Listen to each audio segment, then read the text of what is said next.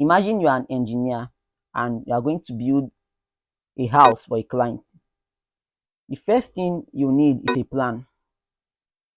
Now, you agree with me that without a plan, you are likely going to waste a lot of time trying to get the right structure of the house instead of planning before building the house.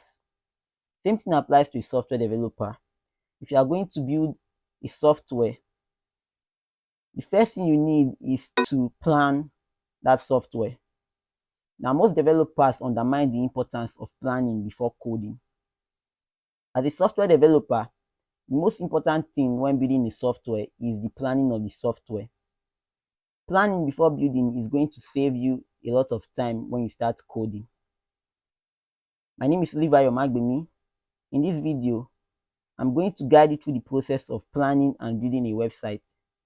We are going to see everything in action by building a portfolio website.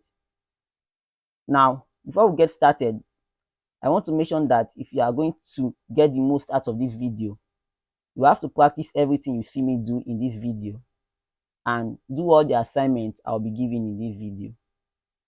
Let's get started.